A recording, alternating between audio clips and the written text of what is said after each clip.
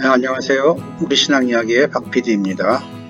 오늘은 천자문 읽기 31번째 시간, 또 하나의 부모라는 내용을 함께 읽어보도록 하겠습니다.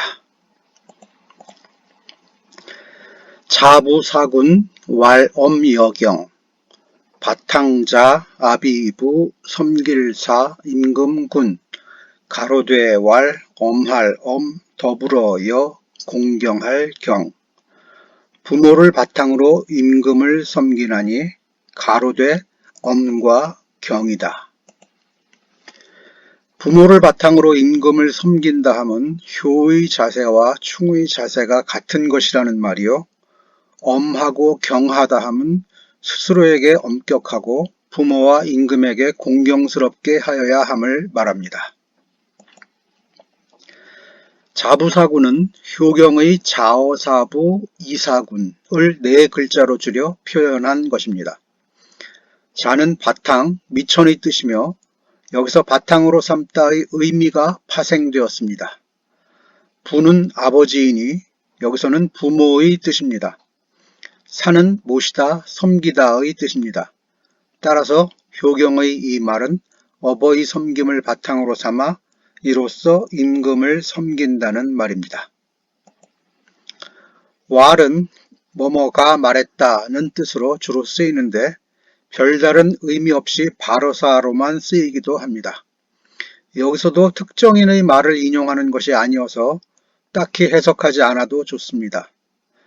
필자도 별 의미를 두지 않고 그냥 가로되라고만 물었습니다. 여는 접속사로 A여 B의 형태로 쓰이며 이는 A와 B라는 의미입니다. 엄은 엄하다는 말인데 여지를 두지 않고 호되게 하는 것이 엄한 것입니다.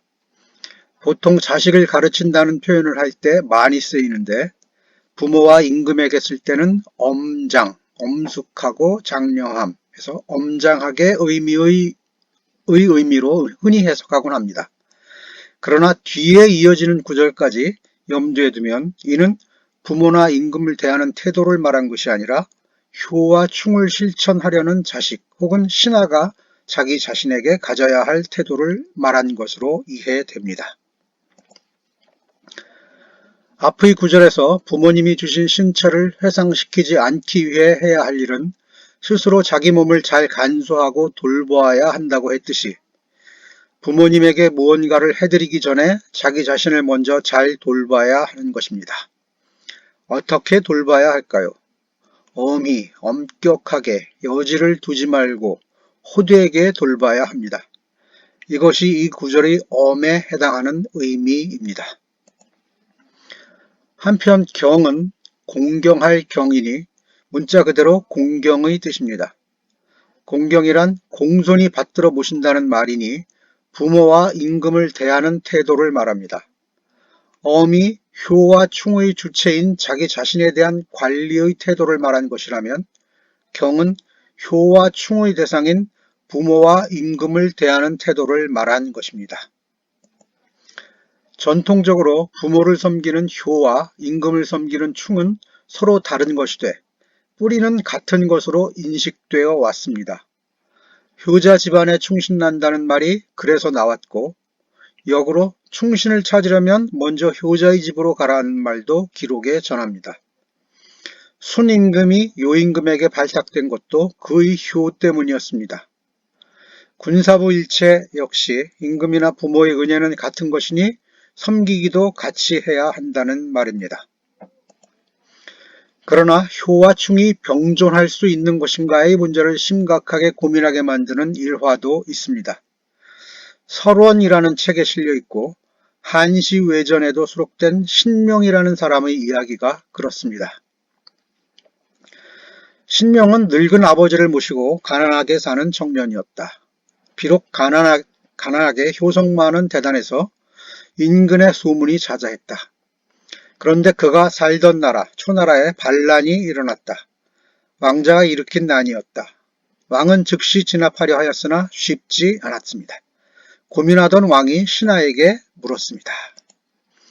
효자 가문에서 충신이 난다 하니 이 난을 평정하려면 최고의 효자를 찾아야 한다. 누구 없겠는가? 신하들이 신명을 추천했다. 왕이 사람을 보내 모셔하게 하였으나 신명은 늙고 홀로 된 아버지를 모시고 있으니 갈 수 없다며 거절했다. 거듭 사람을 보내자 신명은 이렇게 말했다. 내가 듣기로는 효자는 충신이 될 수 없다고 한다. 나는 아버지를 버리고 갈 수가 없다. 그때 신명의 부친이 직접 나서서 그를 설득했다. 만고의 이름을 남길 기회이니 왕의 청을 받아들이라고 아들을 설득한 것이다. 아버지의 청을 거절하지 못한 효자 신명은 하는 수 없이 왕에게 가서 장수가 되어 반란군의 진압에 나섰다. 한편 난을 일으킨 왕자의 군영에서는 비상대책회의가 열린다. 효자는 곧 충신이라 하니 신명은 틀림없이 우리를 무찌를 것이다. 그때 무리 가운데 하나가 꾀를 내었다. 신명은 충신이기 이전에 대단한 효자라 하니 그의 아비를 포로로 잡아오면 그가 우리를 어쩌지 못할 것입니다. 사정이 이렇게 되어 신명의 부친은 반란군의 포로가 되었다. 난을 일으킨 왕자는 전장에 있는 신명을 보고 이렇게 말했다. 네 아비가 내 포로가 되었다. 진압을 시작한다면 네 아비를 죽일 것이다. 신명은 눈물을 흘리며 이렇게 응수했다. 내가 이미 효를 저버리고 충을 택했거늘 아비의 죽음 때문에 임금의 명을 따르지 않을 수 없다. 죽일 테면 죽여라. 왕자는 신명의 아비를 죽였고 신명은 마침내 난을 진압하여 개선했다. 왕은 이 말을 듣고 신명 부친의 시신을 거두어 후히 장례를 치르게 하였다.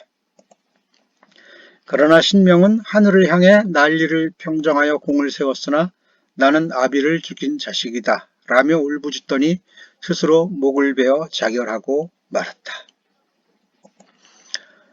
왕조 시대의 이데올로기가 들어있는 과거의 책을 오늘날 읽을 때에는 오늘날의 형편에 맞게 왕조 이데올로기는 빼고 그 책을 읽어 그 교훈을 찾아야 합니다. 오늘날 우리가 읽는 성서 또한 마찬가지입니다. 특정 이데올로기나 신화를 있는 그대로 받아들이려는 태도는 오늘날 우리를 잘못된 신념을 갖게 만듭니다. 언제나 모든 기록은 재해석되지 않는다면 우리는 모두 과거에 얽매인 사람이 되고 맙니다. 네, 여기까지 천자문 읽기 31번째 시간이었습니다.